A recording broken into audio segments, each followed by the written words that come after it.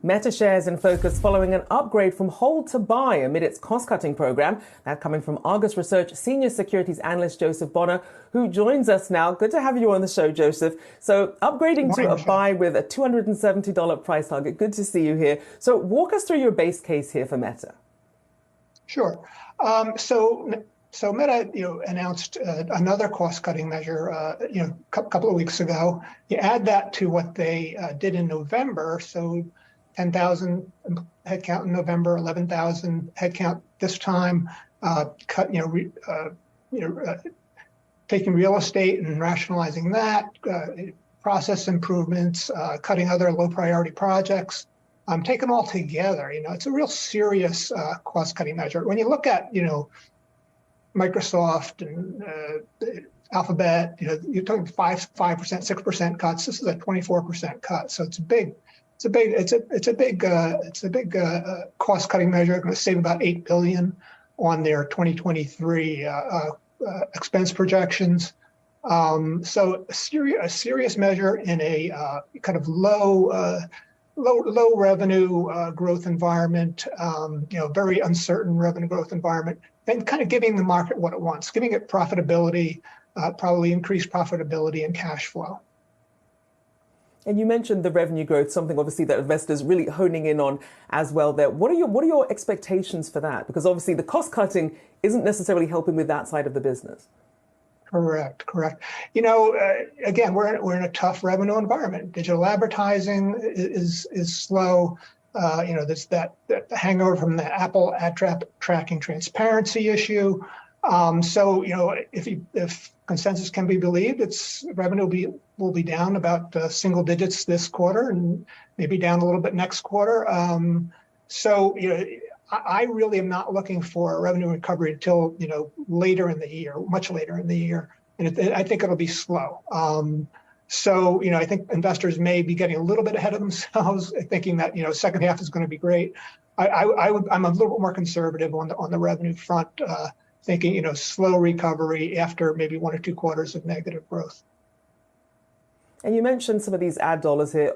Already tough competition at the moment, but how well positioned is Meta versus some of its counterparts? And who would you say really are the strongest competitors for ad dollars? Right.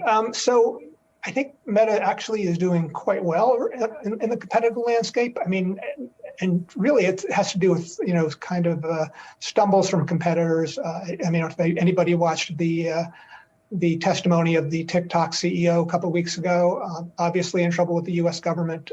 Whether that's going to be a ban or a spinoff, nobody knows. But certainly, TikTok is not believed by the U.S. government. On the Twitter side, it's a private company now, so I don't have a lot of insight into it. But I know from the reporting from industry observers, the strategic decision making at Twitter has not been optimal, so to speak. You have competitors stumbling, and looking back at Meta is still adding. They're still adding users. I mean, they added 30 million family app users last quarter, and that's on a base of over 3.7 billion. That's kind of amazing growth for a company this large. And it's quite the turnaround. I mean, obviously, since Facebook changed its name to Meta and went all in on the metaverse, a lot has changed since then. As you mentioned, this year of efficiency, a lot more focus also on its AI push, its AI investments as well.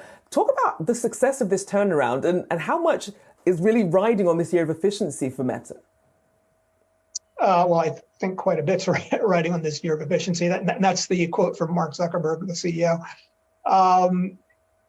Yes, I mean, if you look at it in one way, AI is kind of the soup du jour right now. But really, Meta has put a lot of investment and money behind AI, especially around this ad tracking issue.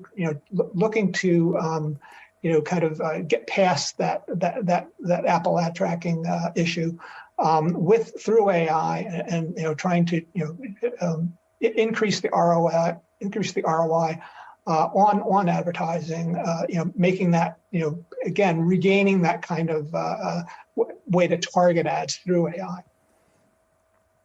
And we'll certainly be taking a look as Apple also wading into that VR headset space that Meta was also banking on as well. A big thank you there, Argus Research Senior Securities Analyst Joseph Bonner. Thank you so much.